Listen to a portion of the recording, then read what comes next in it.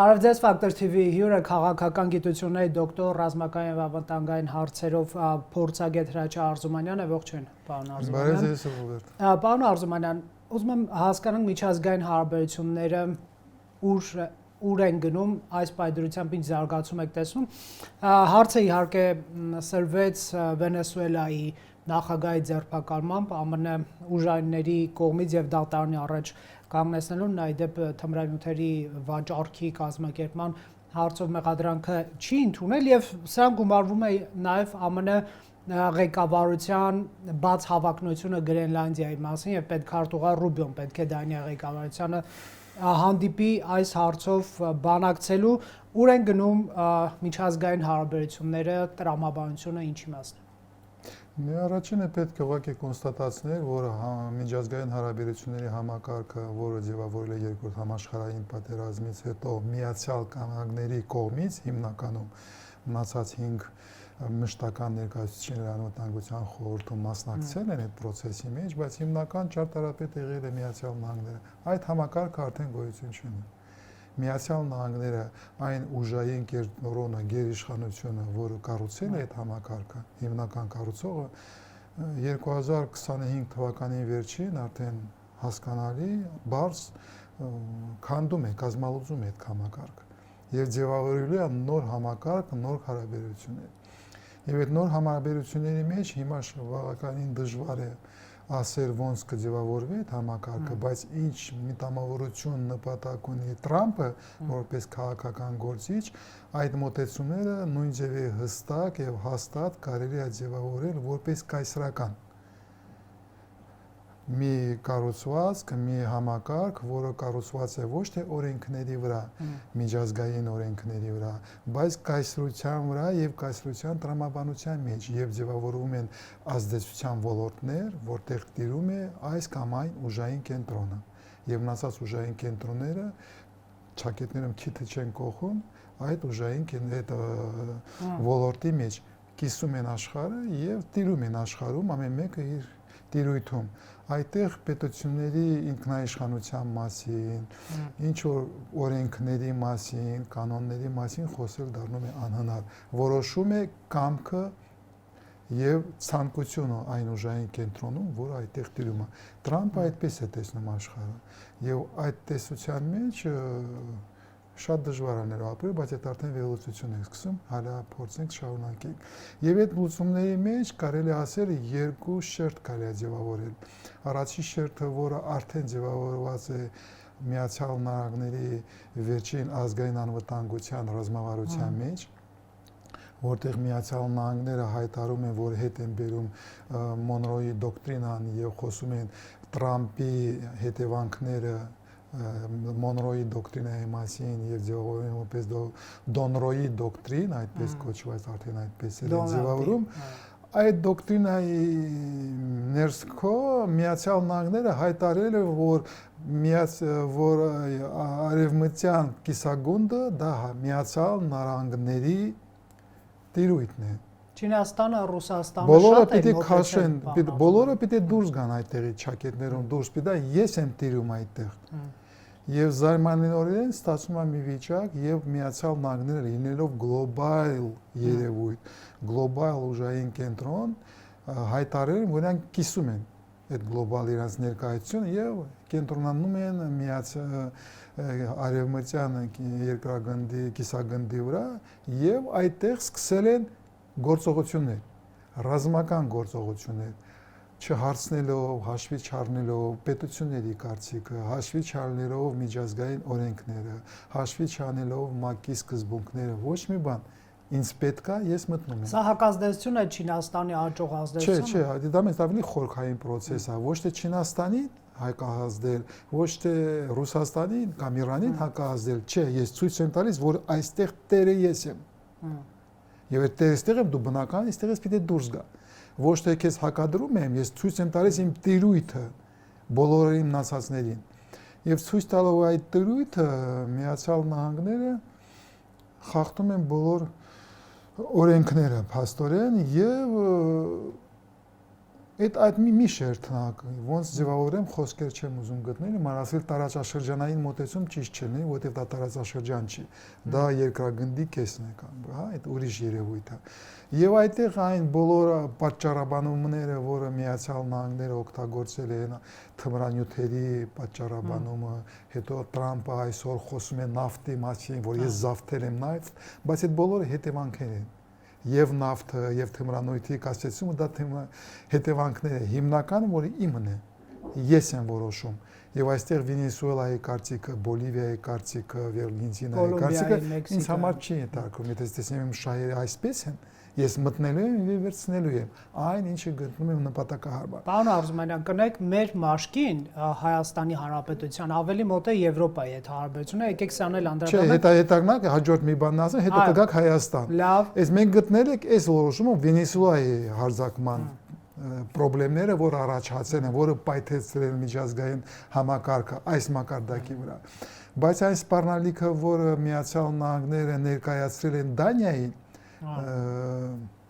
Գրենլանդիայի հետ կապված, հա, դա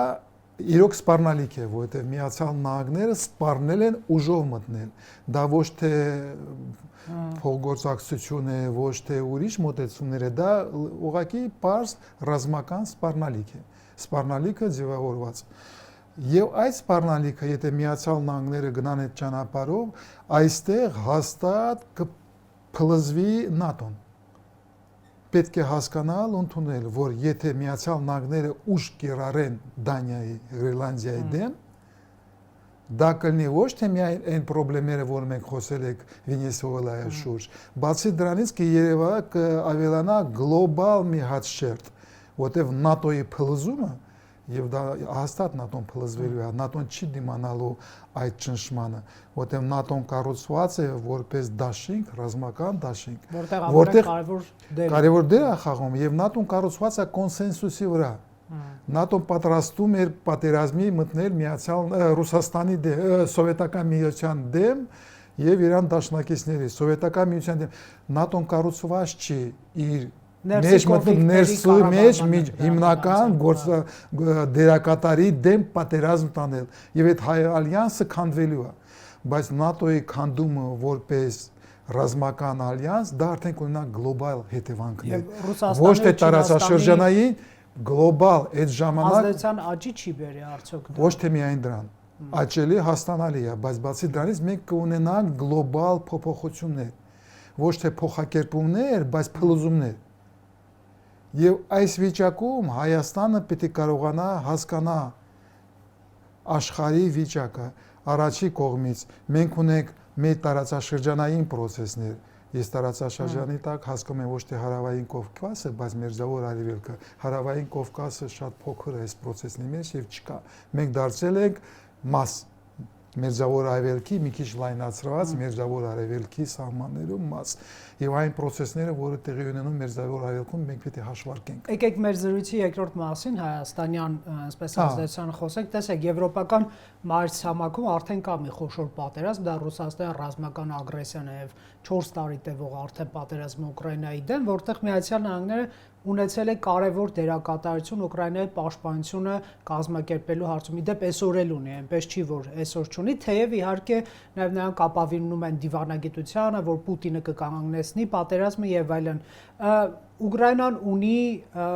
անվերապահ աջակիցներ իդեմս Եվրոպական միության, եվրոպական երկրների, Մեծ Բրիտանիայի, եվրոպական մայրցամաքի, որոնք ավելի մեծ վտանգ են զգում Ռուսաստանի Դաշնությունից։ Հիմա եթե արճակատում է սկսվում ԱՄՆ-ի եւ եվրոպական մայրցամաքի միջև Գրենլանդիայի հարցով, արդյոք Ուկրաինայի շուրջ դաշինքը փլուզվելու վտանգի առաջ չի կանգնում եւ սա ինչպիսի նոր հնարավորություն է բացում Ռուսաստանի համար, ոչ միայն իդեպ Ուկրաինայի դեմ հավակնություններ ձևակերպելու, այլ ընդհանրապես եվրոպական մայրցամաքի, որը ստացվում է պայքարելու է երկու ֆրոնտով, մեկը արևմուտք, մեկը դեպի Ռուսաստան։ Դու մի քիչ առաջ ես գնում, Ռոբերտ, եթե այն process-ները շարունակի Միացյալ Նահանգները հարձակվի Գրենլանդիայի վրա, բոլոր դաշինքները, բոլոր ճարտարապետությունները, բոլոր համակարգերը փլզվելու են։ Եվ այստեղ Եվրոպայի պետությունների համար մեծ խնդիր է առաջանալու,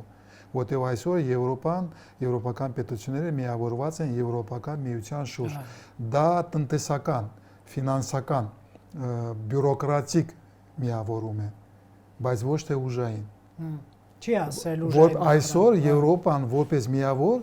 ուժային միավոր, որպես աշխարհաքաղաքական միավոր չկա։ Եվ այդ ժամանակ Եվրոպան կանգնած է մի հարցի առջև, ինքը կամ պիտի շատ շուտ ձևավորի որպես ուժային կենտրոն, որ կարողանա դիմադրի այն սպառնալիքին, որի առջև կանգնած է, կամ միանգամից հանձնվում է,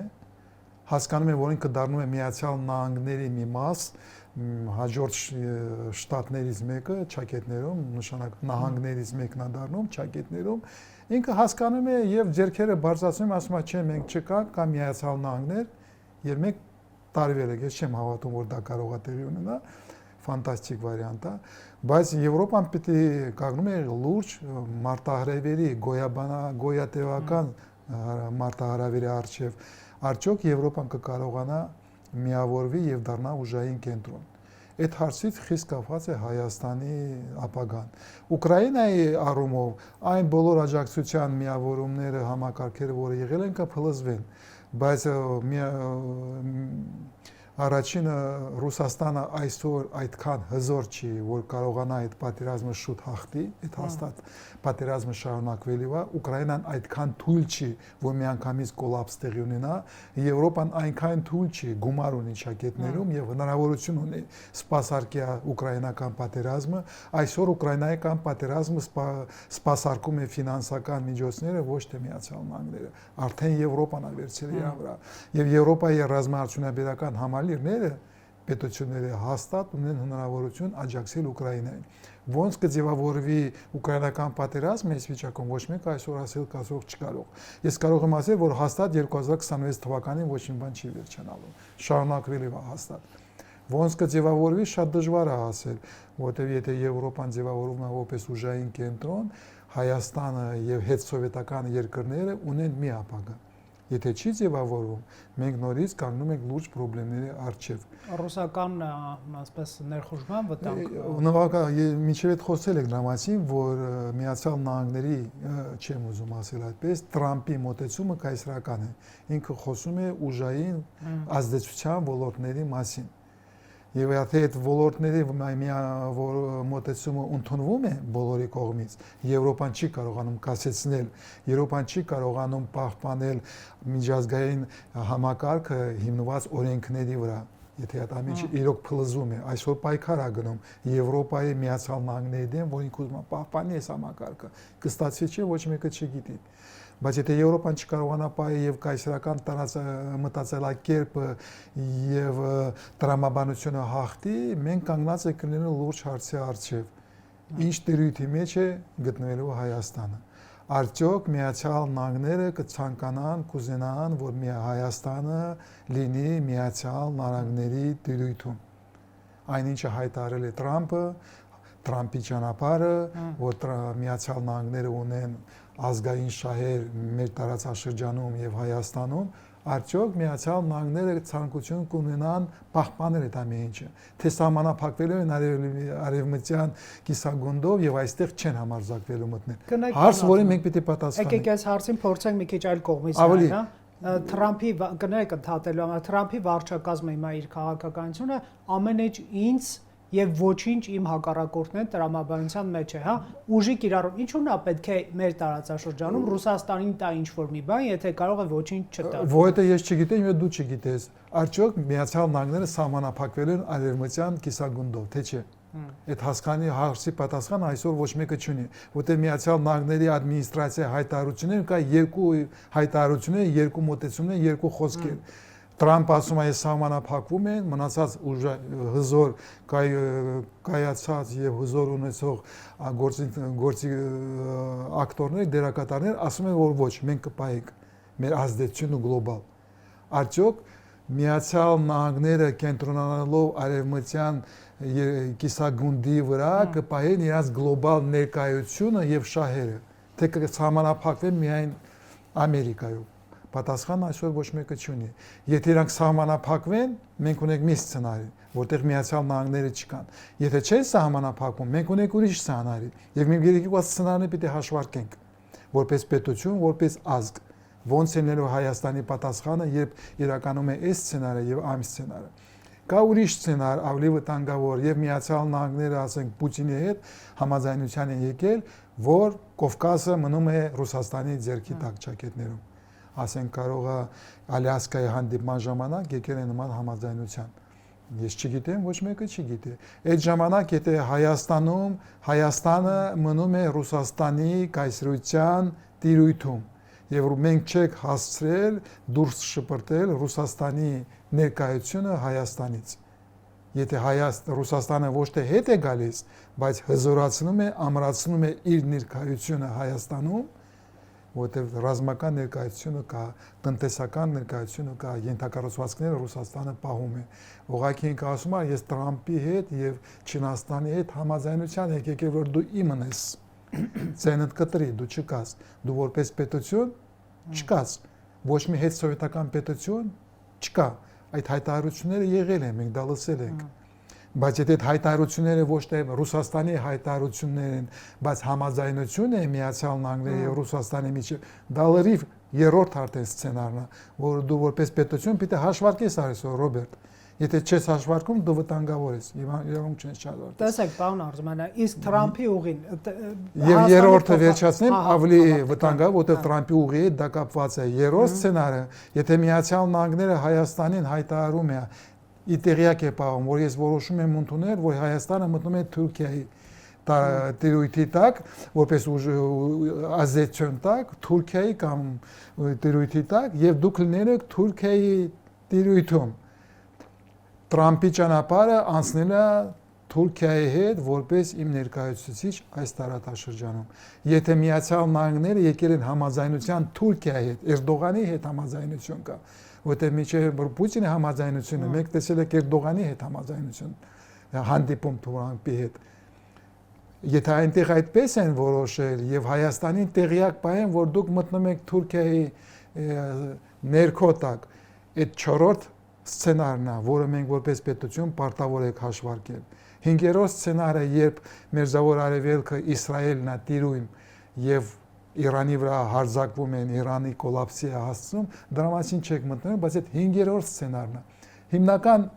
եզրակացությունը, Ռոբերտ, Հայաստանը որպես պետություն, մենք որպես ազգ գլոբալ երևույթ կանգնած եք բազմաթիվ սցենարների առջև եւ բոլորը խիստ վտանգավոր են եւ բոլորը այսօր կարող են իրականություն դառնալ վաղը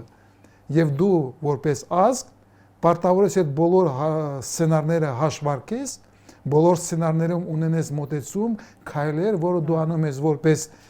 հայկական հասարակություն, որպես Հայաստան պետություն եւ որպես ազգ, հայկական որպես ազգ, որպես գլոբալ երևույթ, որտեղ ինձ համար անշուշտ հասկանալի է, որպես աքսիոմատիկ եմ ասում։ Միայն հայկական հասարակության, միայն Հայաստանի որպես պետություն այս բռնկալիքների պատասխան արձագանք պատրաստել քո ներուժը չի երեքելու։ Դու պիտի կենտրոնացնես քո ազգի ողջ օզգը, որ կարողանաս գտնես լուծումներ։ Դրանով պիտի զբաղվի այսօր միայն դրանով։ Քո պետությունը եւ քո իշխանությունը։ Շատ լավ, տեսեք, Հայաստանի փոխարգործնախարար բան Կոստանյանը տարեվերջին այստեղ հարցազրույցեր եւ նա ասում էր ԱՄՆ-ի հետ երկարաժամկետ տնտեսական համագործակցությունը Թրամփի ուղի եւ արհեստական բանականության կենտրոն, գիտեք, նաեւ էներգետիկ ոլորտում գործընկերության այսպես հուշագրեր են ստորագրվել եւ որոշակի process կա։ Ասում եմ, այդ գործընկերությունը երկարաժամկետ դա կնպաստի Հայաստանի անվտանգության ապահովմանը։ Մենք չպնդենք, որ այսպես կապահովի վերջ դրանից հետո հարձակում չի լինի, բայց կնպաստի։ Արդյոք Հայաստանի հնարավորությունը եւ շանսը որպես պետություն այն չէ, այսպես ասենք, բերել այստեղ նույն ԱՄՆ-ի շահեր, ԵՄ-ի շահեր, այսինքն ոչ թե հակադրություն Հայաստանի ինքնիշխանության, այսինքն հիմա Ռուսաստանի գրկից չընկնենք այլ երկրների այսպես ազդեցության ներքո, այլ դիրքավորվել որպես գործընկեր, տարածաշրջանային գործընկեր, որին ոչ թե վաճառքի կանեն կամ Յալթա 2 ձևաչափով Պուտինի հետ առևտրի կանեն, այլ կտեսնեն որպես ինքնուրույն սուբյեկտ գործում, որի հետ կարելի է որոշակի այսպես ռազմավարական ծրագրեր կազմել գլոբալ առևտրային ուղիների համար, տեսնում ենք ինչ մրցակցություն է եւ ԱՄՆ-ն Կենտրոնական Ասիայի 5 երկրների հյուրընկալումը իր մոտ ցուցադրելով, որ գլոբալ առևտրի այդ առևտրային ճանապարհն ընդհանրապես Կենտրոնական Ասիայի նկատմամբ ունի հետաքրքրություն Հարավային Կովկաս, ինչ կարող եք ասել այս մասով արդեն մեր զրույցը ամփոփենք, պարոն Արզումանյան։ Կարճ կամփոփեմ, առաջին իմ ասածս բերում է նրան, որ դու պիտի դառնաս հայակենտրոն, դու պետք է կենտրոնաս Հայաստանի վրա, հավաքես քո ներուժը եւ հավաքելով քո ներուժը, քո հնարավորությունը դառնաս դերակատար որպես ուժեղ եւ դառնալով դերակատար ինչքան կարելի է շատ ուժային կենտրոնների շահեր բերես Հայաստան ոչ թե հրավերես սպասարկելու համար, բայց հրավերես որպես դերակատար ինքնիշխան, որը կապեր է հաստատում ինչքան կարելի է շատ ուժային կենտրոնների վրա, բայց եթե դու դերակատար չես դառնում, եթե չես կենտրոնանում քո հնարավորությունները, հիմնական քո հզարությունը ռազմական ոլորտում, ազգային անվտանգության ոլորտում, դու շանս չունես Ռոբերտ, այս խաղերի մեջ պաշտպանես քո պետական ինքնաիշխանությունը։ Դու կարող ես դառնալ խաղալիք, դրա համար կենտրոնանալ, դառնել հայակենտրոն եւ հիմնել ներեցի, դա շատ եմ խոսել դրա մասին, համապարփակ պաշտպանության եւ անվտանգության համակարգի կառուցման վրա, որը հիմնված է դրան վրա, որ դու կարողանաս քեզ պաշտպանես, լինես դերակատար, նորից եմ կրկնում, եւ լինելով դերակատար ունենաս շանս պաշտպանես քո պետականությունը այս փոփոխվող աշխարհում։ Շնորհակալ եմ զրույցի համար, կհետևենք պարոն Արզումանյան։ Factor TV-ում հյուրընկալել ենք Հրաչյա Արզումանյանին։